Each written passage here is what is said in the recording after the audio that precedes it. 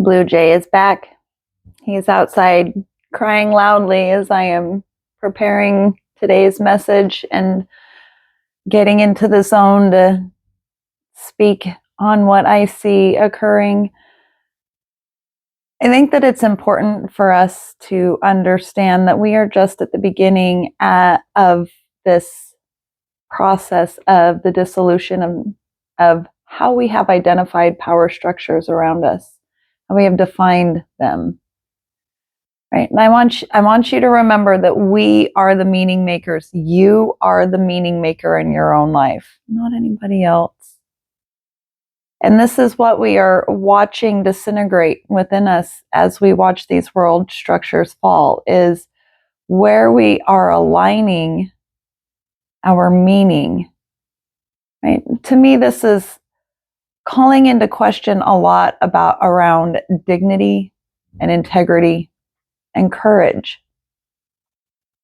But we're just at the beginning of the disintegration of these old power structures and systems. So we're being called, many of us, to purify and cleanse ourselves as individuals, to be ready for our new roles that are going to emerge from this. Where are we aligning ourselves?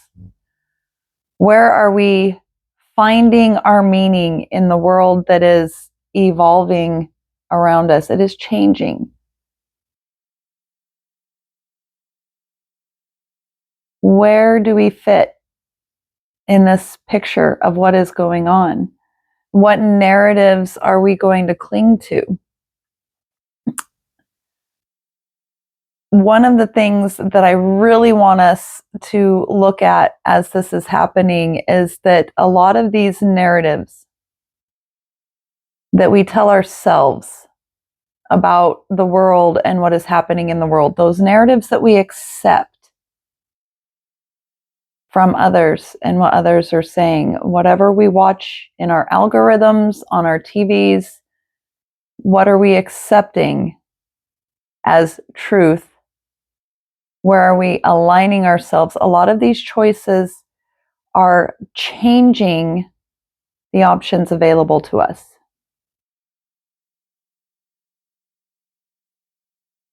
We're being asked to merge our fresh ideas with our evolving collective. This is our changed behavior. We've been through a period of growth.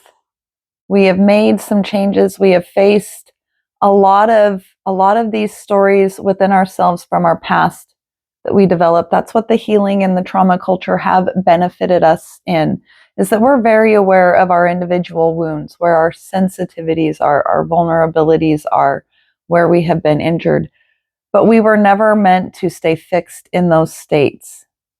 Trading one fixed identity for another fixed identity in a world that is always evolving around us isn't going to serve us. And this is where we reduce the options that are available to us in how we respond to what is happening. We have these ideas that things are permanent, that hold us back, that our victimhood is permanent, or that innocence should be permanent. But we're being asked to mature out of those, because as long as we live in those states, we're reducing our options. We're reducing the available field of choices around us. And this isn't to say anything than what we pay attention to, right? Because we tell our brain what is important to us. And the reticular activating system within our brain says, okay, I'm going to look for those things. And it filters out all the rest. It reduces the noise for us and only draws our attention to those things that support our biases. That's its whole job, is attempting to find safety, security, stability in the world that we live in based on past experience, these data points, so that, we don't eat the poisonous fruit, so that we don't walk into the predator's den without awareness that that is what we are doing, right? But those biases that we form around it, these beliefs that we form, these narratives that we tell ourselves, and all a belief is a thought that we repeat over and over and over until it gets momentum, until it has some emotion, energy and motion behind it. And this shapes our biases, and those biases reduce our perceived choices. We compartmentalize our experience, and this prevents our ability to see that all things operate the same. When we look at nature, there's a video that comes up all the time that is being drawn to my mind when I say when we look at nature, we see the solutions. The solutions to everything that we are facing, because everything was formed, everything that could ever be created was created at the dawn of creation. God created all things in the beginning. So the solutions and the answers are all around us. We can see that nature operates in cycles. We can see that nature is always evolving, always changing.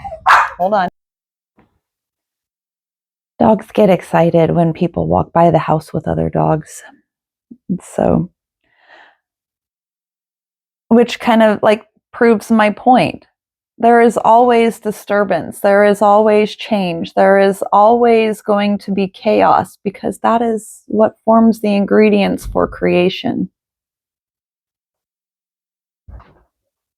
I learned this as a kid with my bicycles, how I could take them apart into pieces, put the pieces back together, and build a better bike. Sometimes I built things that weren't what the original thing was from the pieces that I dismantled of something else, right?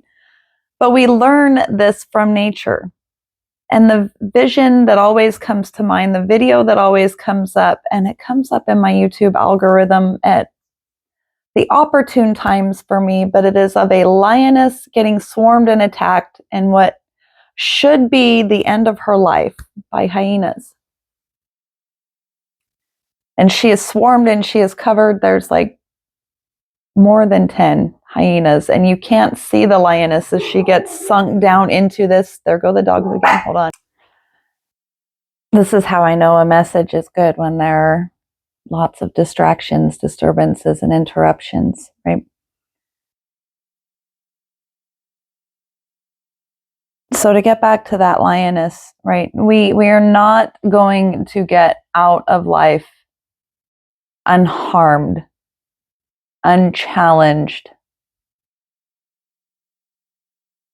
But when we hold to these fixed identities, this fixed idea of the way the world is, that is based on these brilliant skills that we developed when we were children, when we were small, when we did have to depend on the authority of others, we don't grow. The only thing that I see in nature when things refuse to grow is that those are the things that break. We learned that when we tried to grow trees in a dome and in a bubble and prevented wind from providing them with adversity, prevented the storms from making them strong. The trees did not grow strong trunks that could support the weight of their branches. The trunk of the tree could not support their expansion because the trees were protected in a fixed, controlled environment from adversity. So when we develop the belief that our victimhood is permanent, we live in the wound, we live in the past, we become Lot's wife and a pillar of salt. When we believe that innocence is permanent,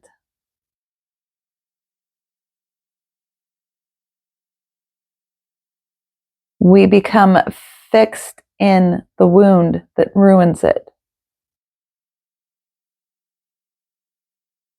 When we look back and focus on our wounds, this creates a secondary wound. We re-wound ourselves every time we go back and relive the experiences, because our subconscious experiences all of this as if it is happening now. So even when you are sitting in your bed late at night and you are replaying events that hurt you and you are feeling the emotions, that is because your subconscious is living it like it's happening now, whether you are safe or not. So our nervous systems and our brain get wired for threat detection. And instead of becoming a fluid, adaptable system, using that to inform us, hey, I shouldn't go into that cave, there's signs of bear. Or, hey, I shouldn't eat that particular fruit because it made me sick last time. We generalize the threat detection to encompass more than it does. I am not going to eat any fruit because I might get sick. And this is how we betray ourselves, because then we become fixed in that state in a world that is constantly changing. We have to dismantle these illusions. Healing the nervous system is regaining that fluidity, that flexibility in our responses. When we are fixed, we eliminate our options because our perception won't see them. We tell our brain what our priorities are, and our brain eliminates anything that isn't lined up with that. And this is why we repeat healing loops. And we get stuck reliving the traumas of our past every time we replay them in our brain. Actual healing is the collapse of the survival identity. It is the ability to take the ingredients, the dismembered pieces, these fragments and fractals, and to use them to create something new, something expansive. Bone heals stronger. When it is broken, it heals stronger. When aligned and the stressors are reduced long enough to heal. But once it is healed, we don't keep the cast on for the rest of our lives. Our immune system, and we learned this from how we over-sterilized our homes, right? We had a Lysol addiction for a long time. And what it did is actually weaken our immune systems, because the immune system gets stronger when it is exposed to threat, to contamination. It learns how to respond instead of being overwhelmed. And it doesn't run around and produce the antibodies all the time. It knows to produce the antibodies when that same condition arises. And it does it faster, and it does it more effectively because it learned from the first exposure. We must outgrow our attachment to these identities built through betrayal, abandonment, and neglect.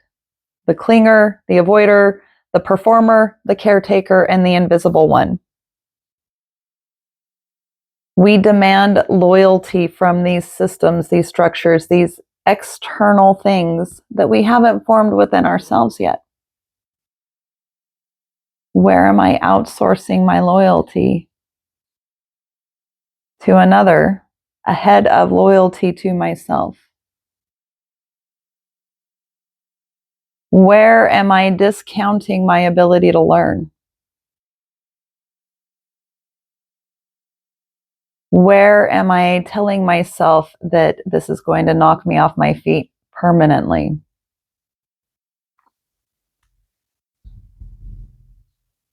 You know, Christ said lots of things that were very, very important for us, and we know them. We know the words in Christian societies. Most faiths teach something along the lines of leave your old life behind.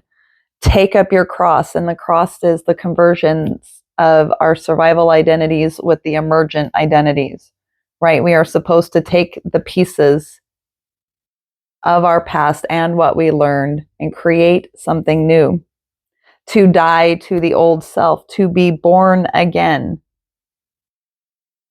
to parent ourselves into maturity through this, not to become Peter Pan in Neverland trying to regain childhood. The adult self is liberated. The adult self knows weather is weather, knows that the land moves and causes earthquakes, knows that there are predators in the bush and how to spot them and to stay out of their territory. The adult knows how to care for itself and adapt and respond to an evolving world. This is part of what made humanity so successful before we built cities and civilizations. This is why we are the most invasive species on the planet. We are the most invasive species because we are adaptable. We are able to create. And this sets us apart. This is what sets us apart from other species, is that we have the capacity to expand and create from what is around us, from what we learn. There are a few other species that can, chimpanzees make tools, but you don't see lions making tools. You don't see lions building houses. You don't see lions reforming their environment to meet their needs. We have the power to create, but only if we're fluid and flexible and adaptable and use information as a data point, not an identity. So we are at the point where we need to embrace and nurture ourselves through the death of the defensive self. Start asking ourselves, what can I build from this? Where am I still abandoning myself? And abandoning myself means, where am I trading my integrity, my truth, my ability to process information, my intelligence, my lived experience and what I have learned from it,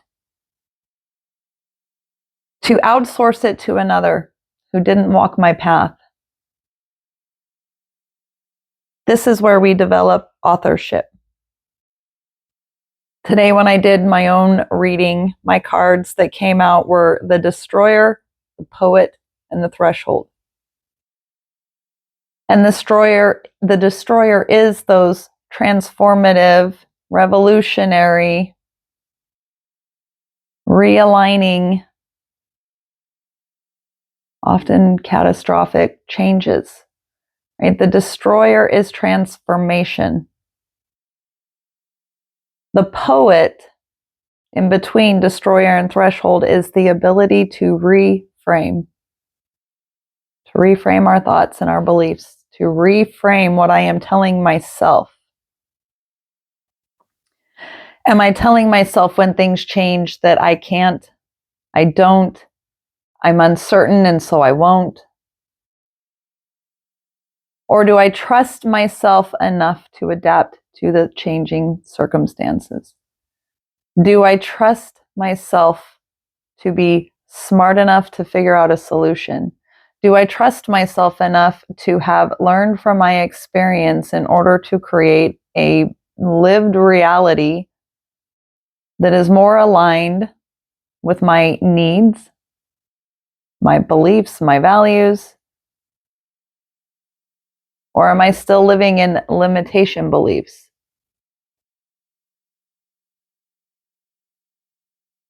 What does our truth look like in practice now? Because we are at a point of societal evolution.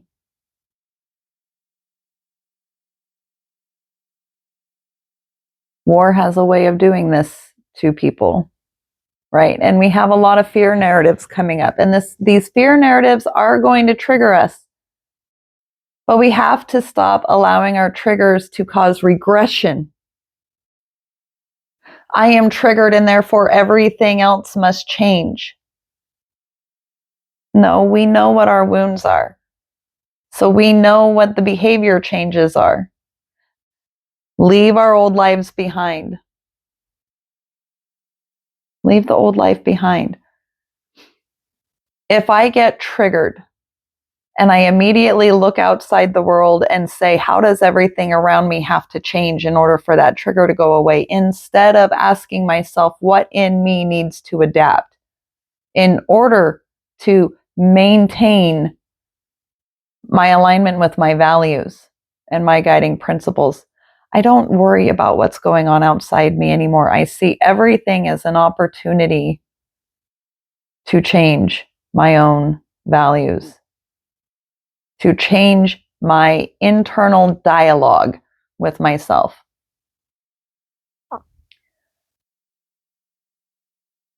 When I talk about subjects like this and when I think about things like this, one of the things that comes up a lot is that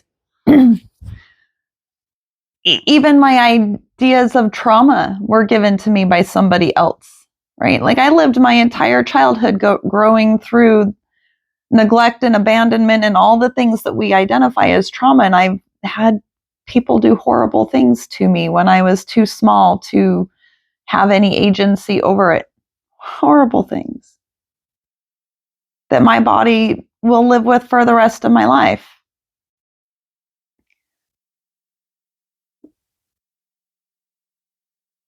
And even though I know that I have permanent damage in my body, that this body lives with these wounds every day, if I allow my mind to stay fixed on those wounds and define it by the way everybody else told me, like the reason I started having problems with my parents was because other adults didn't agree with their parenting styles and labeled it what they labeled it.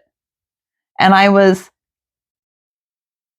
subject to that. I was suggestible because a child's mind is a blank slate. It is suggestible. So other people define these things for me, and I just don't buy it anymore. I don't buy the narrative that I am a victim. I had things happen. They were horrible things. Do they fall into the line of trauma? Absolutely. Was I a victim at one point? Absolutely. Is there a chance I might be a victim again in the future? Absolutely. But that chance diminishes a lot when I take ownership of how I talk to myself about it now. And I don't talk to myself about my past focused on blaming other people and shaming myself. Because I realize that if I am going through this internal struggle, reshaping these internal narratives, they did too. Children raising children. You know, I've seen a lot of children in their 70s and 80s. Children come in all shapes and sizes.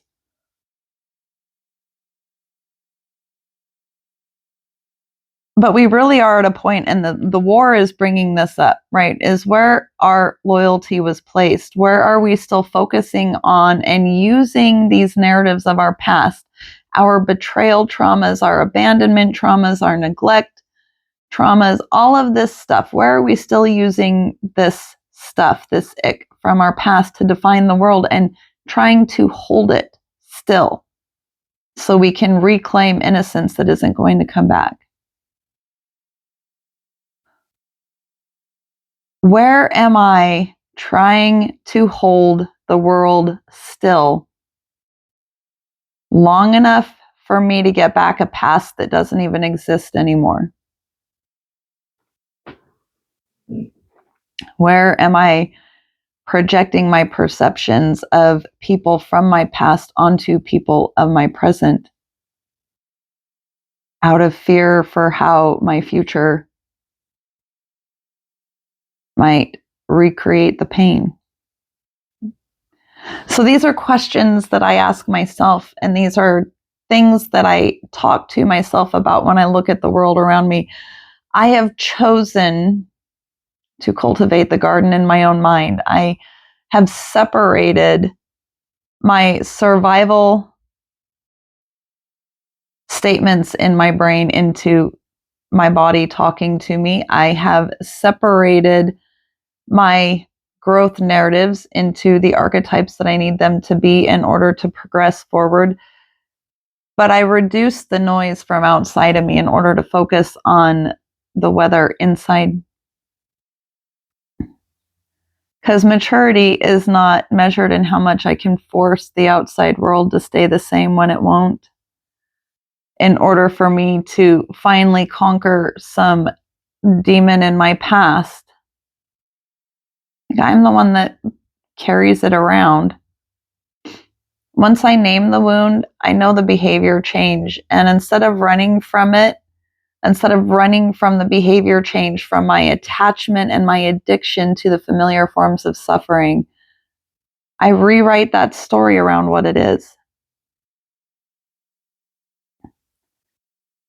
So how honestly can I align myself today with what is true for me? And the truth for me is I don't want to live in my past anymore. It happened, it was what it was, and it's gone now and it's done, and thank God it is. I am so grateful today that my life looks nothing like it used to look like. There isn't a shred of my old life that I want back. There isn't a person that I want back under the same context. We cling to our nuance because we think that that is what makes us special, but individuation isn't clinging.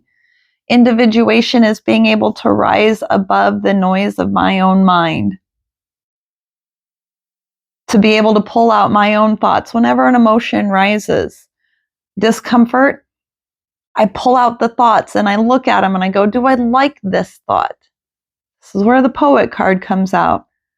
And if I don't like it, if I don't like what it is telling me about myself, I throw it away. And I go, no, I don't have to have you. You are not serving me anymore. Even when I'm comfortable, I ask myself, why is this comfortable to me? Is it an echo of my past that I am trying to get back? Did what I have in the past really serve me? There are ways it did. So what are the tools I can get out of it? My hypervigilance is incredibly valuable to me now.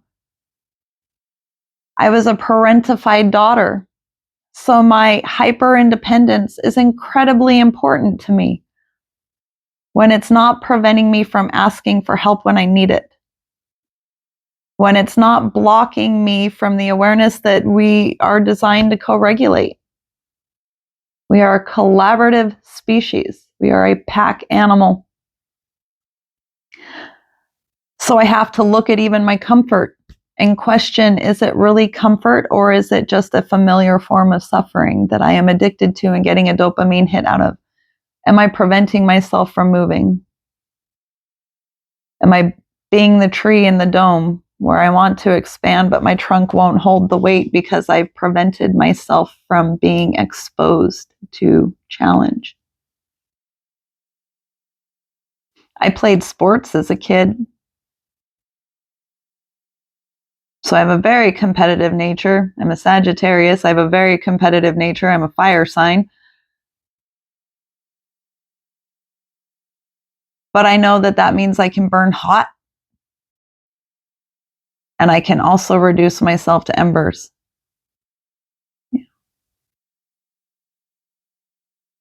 So these are the things that I think about as I'm watching war narratives and division narratives that I know are only going to get stronger.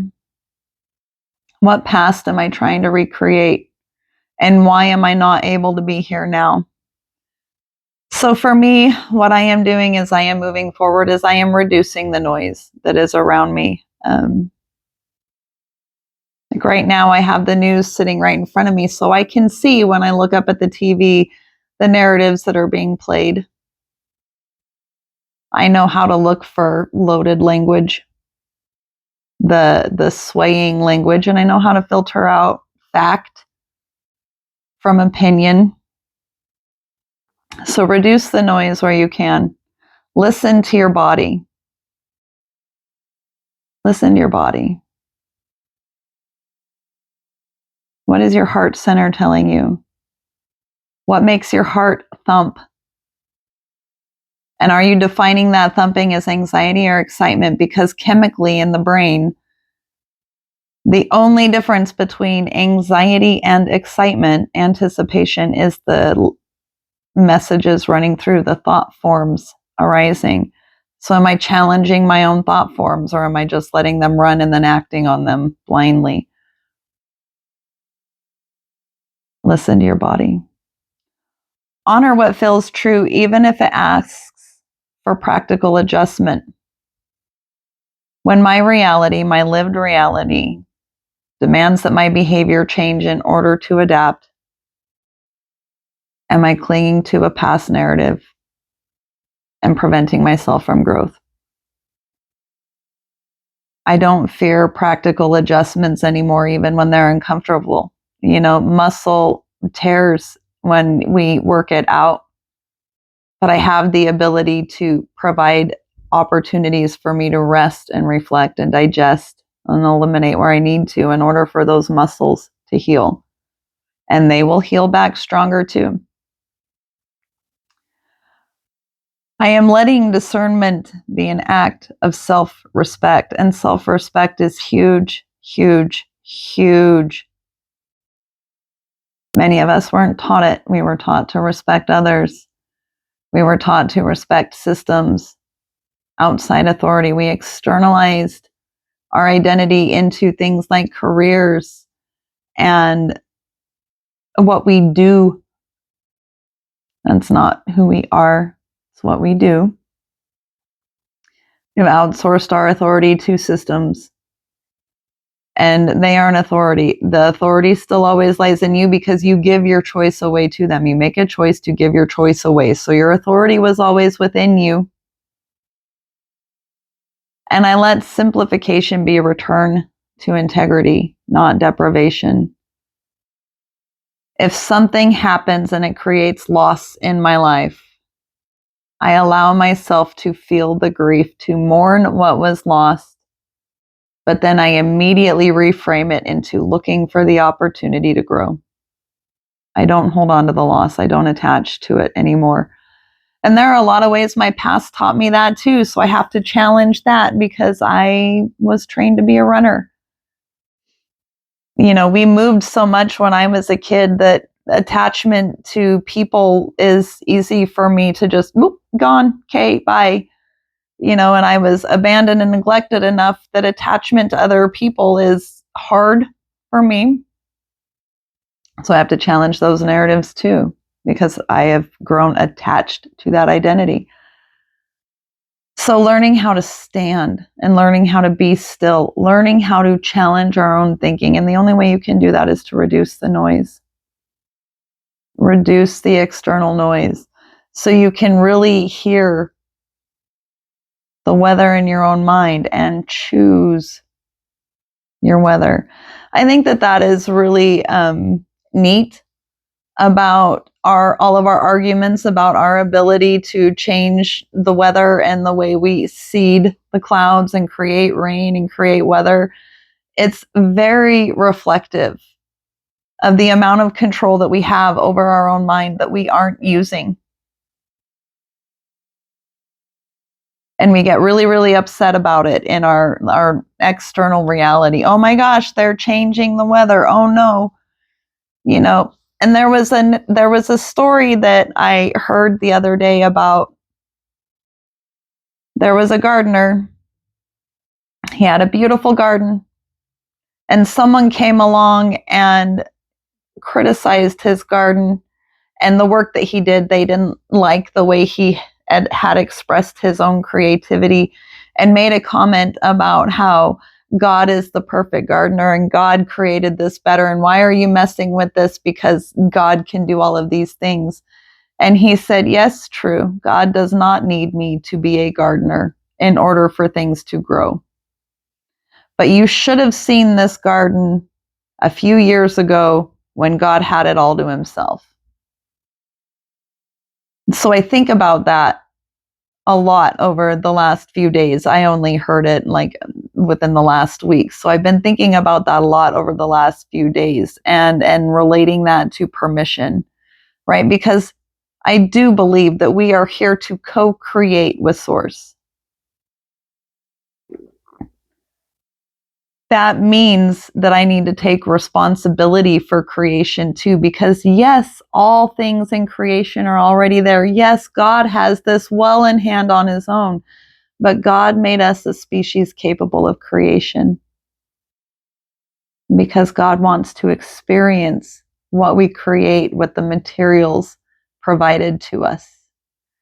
God gave us the things that grow so that we would learn to cultivate.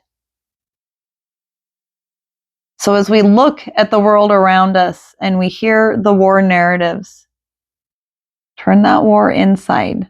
Look inside yourself. And where do you need to go to war? Because we do need war.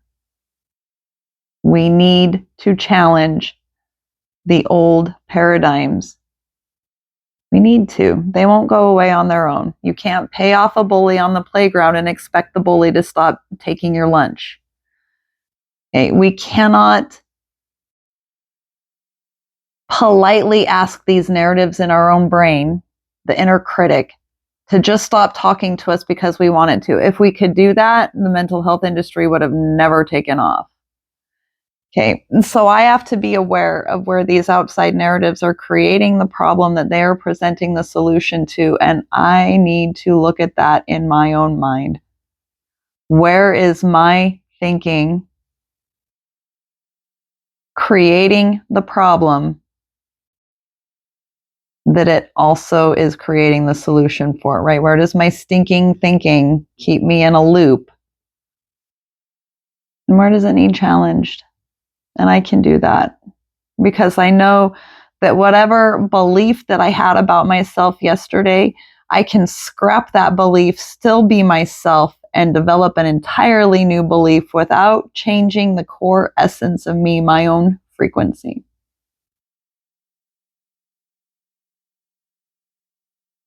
So reduce the noise. Cultivate your garden. Seed the weather of your own mind with what you want to see grow. You are the creator. I love you.